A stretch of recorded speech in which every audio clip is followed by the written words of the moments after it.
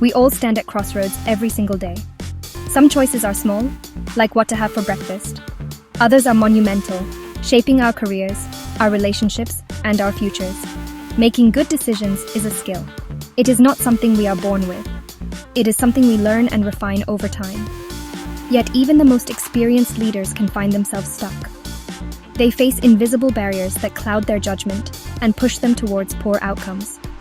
Understanding these barriers is the first crucial step towards making consistently better choices, both in the bustling world of work and in the quiet moments of our personal lives. The path to a good decision is rarely a straight line. It is often a winding road filled with obstacles. Think of it like trying to navigate a dense fog. You know your destination is out there, but you can't see it clearly. These obstacles are the biases, pressures, and limitations that affect our thinking. They can cause us to miss important information, to overreact to our emotions, or to follow the crowd even when our instincts tell us not to. The good news is that these barriers are not unbeatable.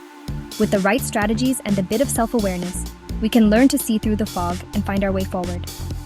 Imagine a manager, Sarah, who needs to hire a new team member. She interviews a candidate who reminds her of a younger version of herself.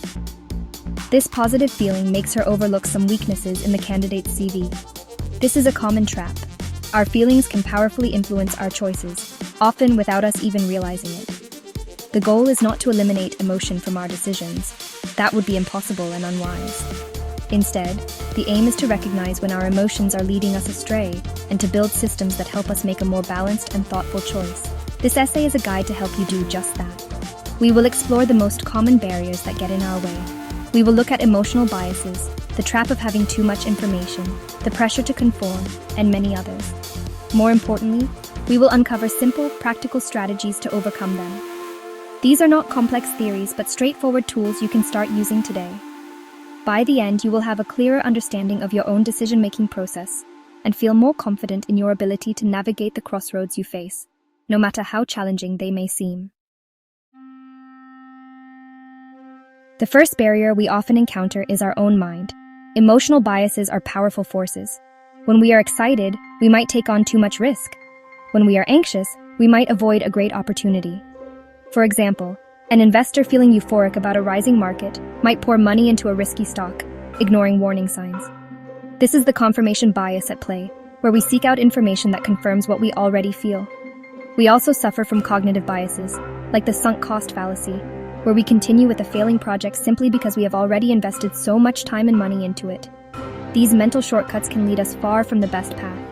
Another significant hurdle is information overload. In today's world, we are drowning in data. We think more information will lead to a better decision, but often it just leads to paralysis. A team trying to choose a new software system might spend months analyzing dozens of options, each with hundreds of features. They become so overwhelmed by the details that they cannot make any choice at all. This is analysis paralysis. The opposite problem, limited information, is just as dangerous. Making a decision without doing enough homework, like buying a house without a proper inspection, can lead to disastrous consequences. The key is finding the right balance. Then there is the powerful influence of other people. Groupthink is a notorious barrier in team settings. It happens when the desire for harmony or conformity in a group results in an irrational or dysfunctional decision-making outcome. No one wants to be the one to disagree, so potential problems are never raised. Imagine a board meeting where everyone agrees with the CEO's flawed plan because they are afraid to challenge the boss. On an individual level, a lack of support can be just as crippling. If you feel isolated and unable to talk through a major life decision with a trusted friend or mentor, the weight of the choice can feel unbearable. Finally, we often create our own barriers through haste and pressure. Time pressure is a constant in modern life. We are often forced to make quick decisions with incomplete information. Rushing a choice, such as accepting a job offer without negotiating the salary or understanding the company culture, often leads to regret. This pressure can be external, from a demanding boss, or internal, from our own impatience. We feel an urgent need to just get it done, and in doing so, we skip crucial steps. Recognizing these common barriers, from our internal biases to external pressures, is the essential first step to disarming them and clearing the way for better judgment. To combat our inherent biases, we need to introduce new perspectives. One simple but powerful technique is the 10-10-10 rule. Ask yourself, How will I feel about this decision in 10 minutes, 10 months, and 10 years? This simple framing helps create emotional distance, allowing you to see the choice from a more rational, long-term viewpoint. For a manager considering a risky new project, this can help them look past the immediate excitement and consider the potential long-term consequences. Another strategy is to actively seek out disagreement. Appoint someone on your team to play the devil's advocate, whose job is to challenge assumptions and find flaws in the plan. This formalizes dissent and makes it a safe, productive part of the process. When faced with information overload, the solution is to simplify. Do not try to analyze everything. Instead, focus on the most critical information.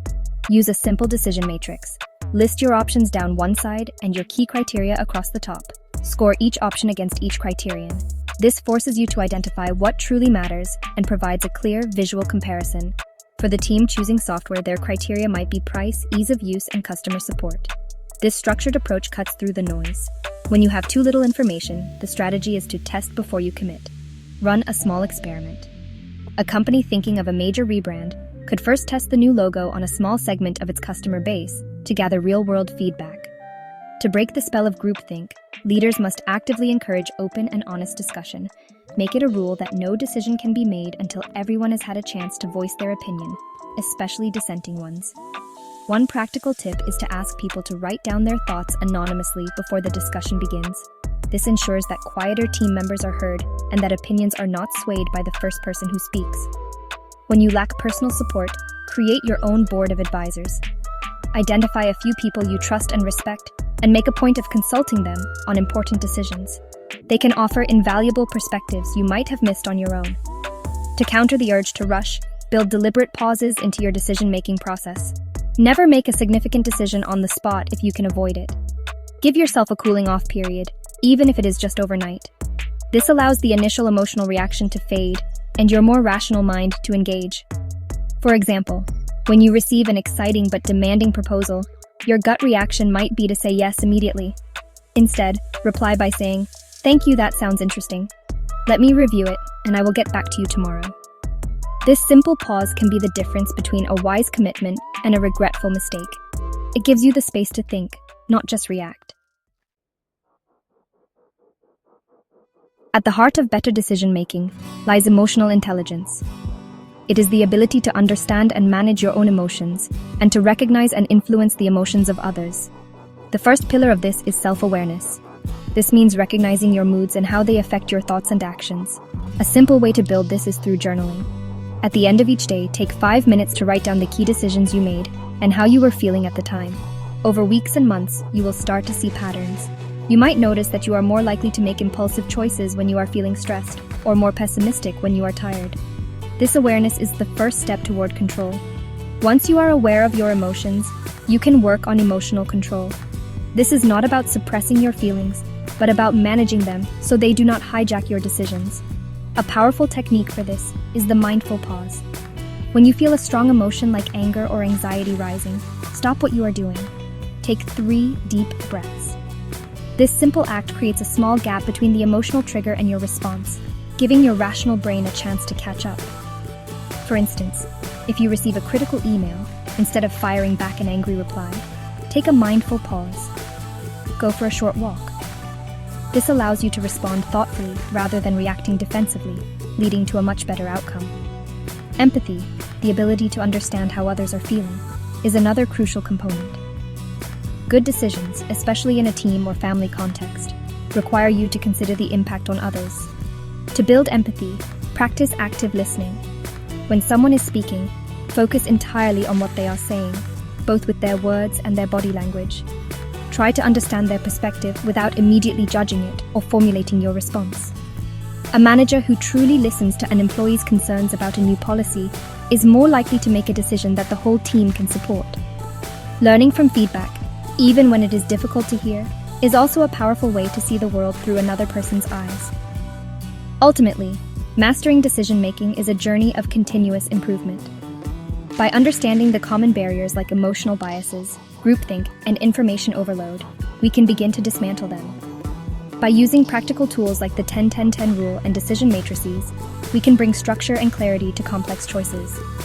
And by cultivating our emotional intelligence through practices like journaling and mindful pauses, we build a reliable inner compass.